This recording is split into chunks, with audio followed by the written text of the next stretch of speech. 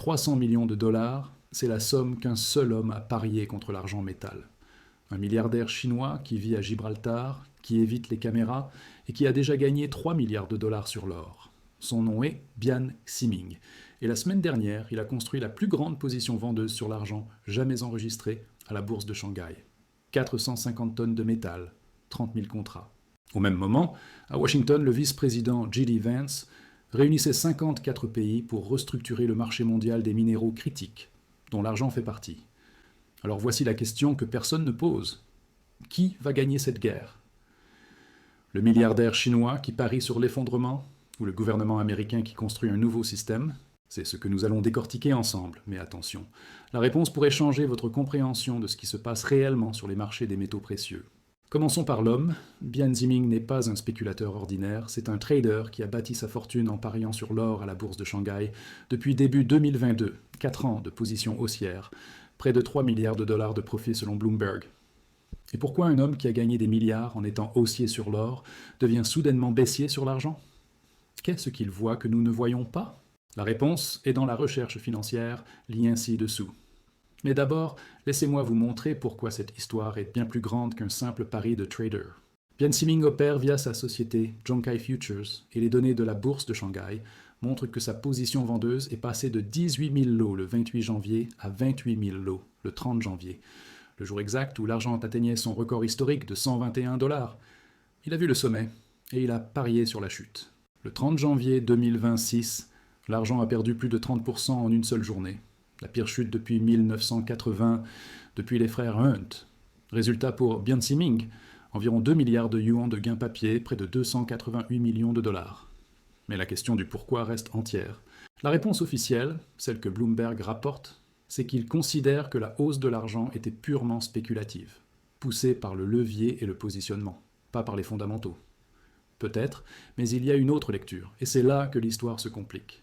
Parce que pendant que ce milliardaire chinois vendait l'argent à découvert, Pékin fermait le robinet des exportations.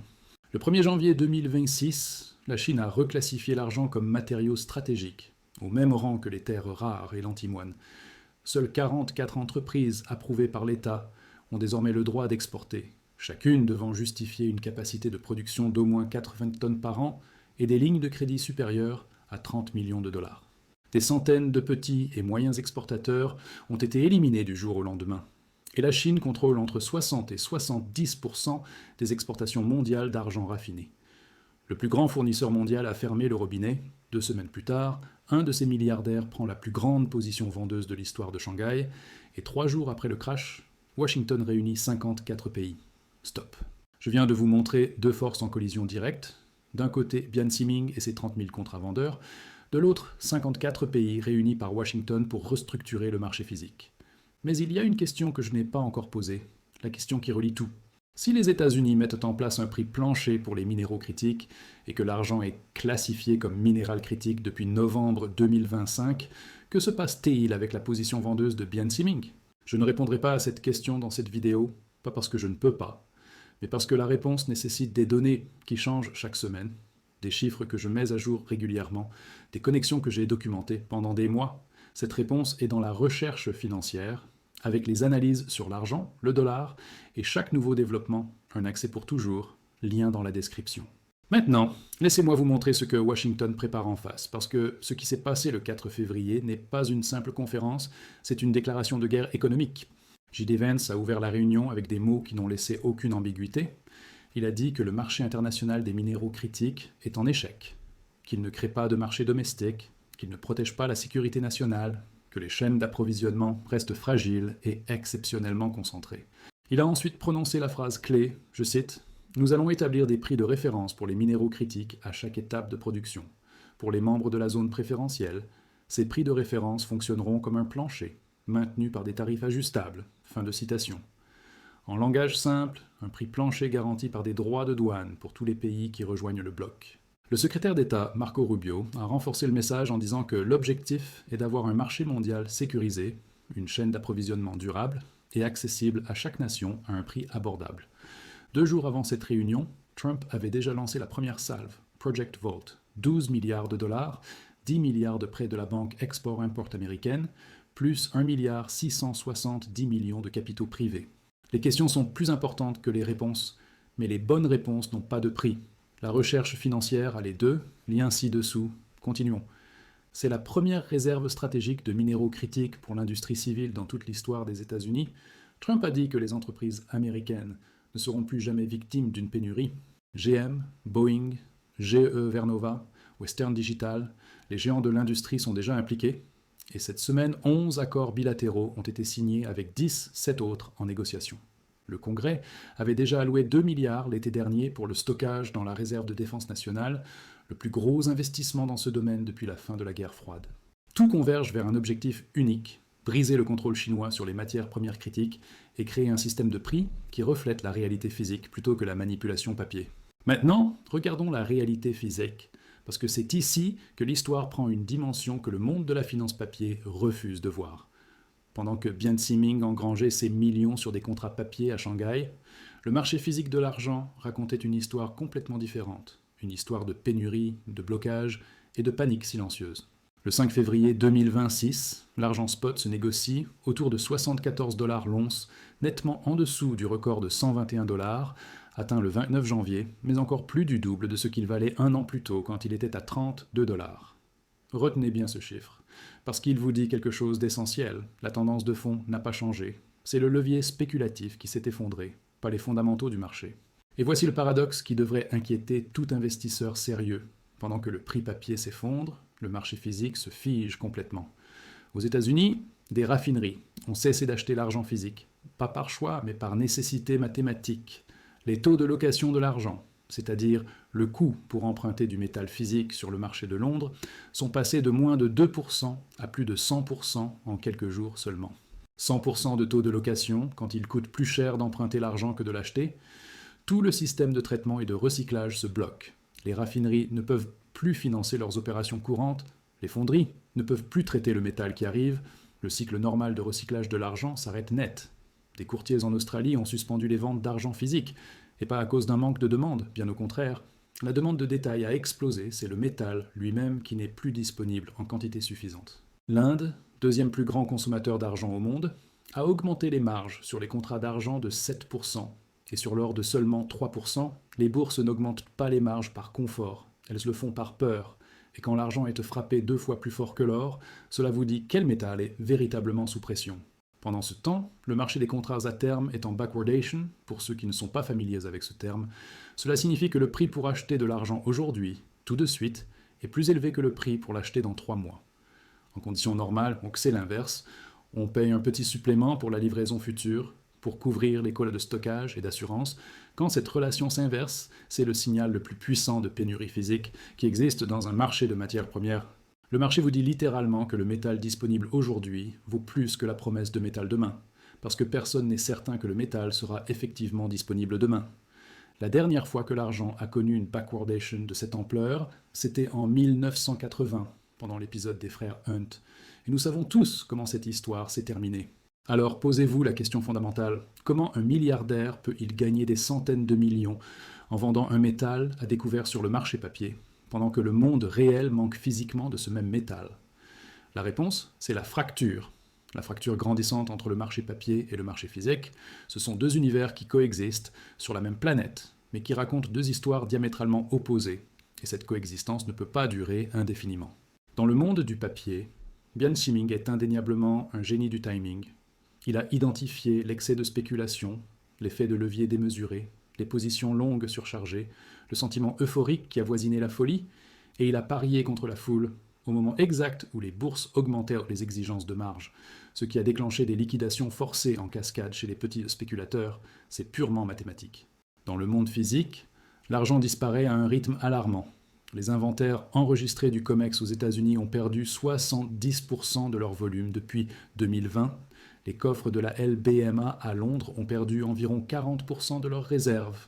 Les stocks du Shanghai Gold Exchange sont tombés à leur plus bas niveau depuis une décennie. Selon les données du Silver Institute, c'est la 6e année consécutive de déficit structurel sur le marché mondial de l'argent. La production minière globale est d'environ 835 millions d'onces par an, et elle diminue. Fresnillo, le plus grand producteur mondial d'argent, a réduit ses prévisions de production pour 2026 à un niveau compris entre 42 et 46 millions et demi d'onces, en dessous de ses objectifs précédents. Son directeur général a cité des problèmes de phasage opérationnel et une transition vers des veines plus étroites et de moindre teneur. Hecla Mining, un autre producteur majeur, prévoit une production inférieure à celle de 2025. Les mines ne peuvent tout simplement pas répondre à la demande actuelle, et encore moins à la demande de demain. La demande totale dépasse 1,1 milliard d'onces par an. Les panneaux solaires consomment des quantités records. Chaque véhicule électrique utilise significativement plus d'argent qu'un véhicule traditionnel. Les centres de données qui alimentent l'intelligence artificielle nécessitent des quantités massives de composants électroniques contenant de l'argent, et le secteur de la défense considère désormais ce métal comme stratégique. Le gouvernement américain a ajouté l'argent à sa liste officielle de minéraux critiques en novembre 2025.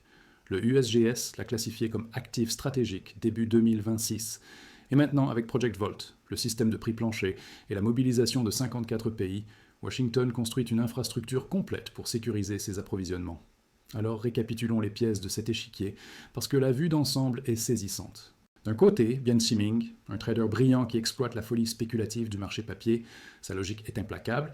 Quand tout le monde est euphorique et que le levier est au maximum, vendre à découvert est rationnel. Il l'a fait et il a gagné près de 300 millions de dollars. De l'autre côté, l'administration Trump et une coalition de 54 pays, 12 milliards de dollars de réserves stratégiques, un système de prix plancher en construction, 11 accords bilatéraux signés et 17 autres en négociation, 2 milliards du Congrès pour le stockage de défense.